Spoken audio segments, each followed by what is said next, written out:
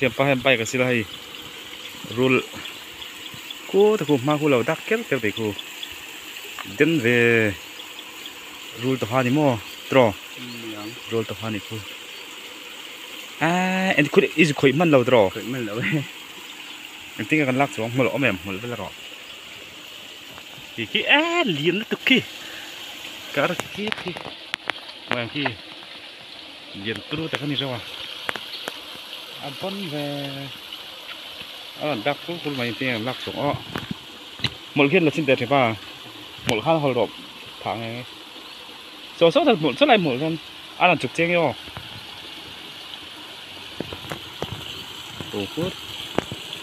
đến viền viền lấy liền em mới đi hoa rồi tổ hoa quý tính băng ấy tập này bay cái xí là hay số xí là mà lẩu cá là lẩu tôm cú mày đi gần lắc xuống lẩu đắp vốn này lấy sủa dục trước lụt đấy cửa nghề cái này thì tôm cú thế ạ nó làm thầy lớn mà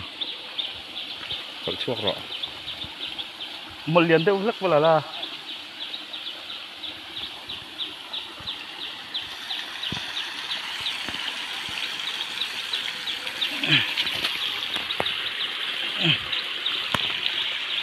nó làm thầy lớn lắm không nghe khi cái thì lần rủ rú mày đến thế mày cái là trong hỏi rồi cái là trong làm thầy cái đó hỏi xong rồi vòng hai ra đi lâu quẩn lấy mà lâu quẩn lấy cả trong khi một thì em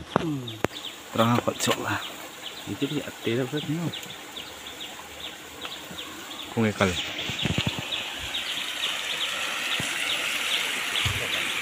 chuộc lâu anh nói trong hỏi sầu rốc rốc xin tệ anh nói trong mặc lên vậy rồi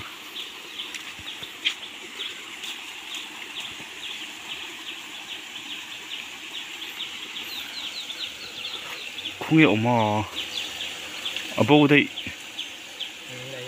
cứ làm mà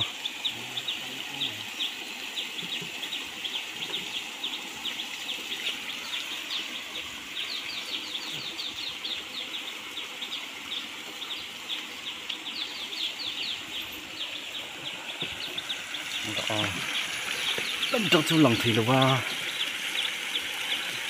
đây tôi được hôn cả tăng ngạc này là lút về tăng chắc thì tụi em đây thì tỏng mấy bộ anh đâu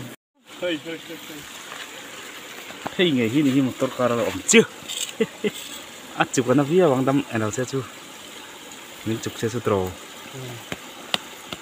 cái kinh băng ấy tao này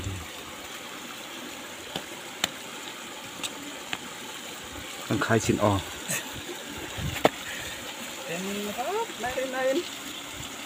việc anh tiếng anh là tôm gì xin một tô là hết mò một tô là hết tôm gì lắm đây hi này rồi tao hát chưa lại bạc cả là tôm nghe mấy chưa tự khóc mà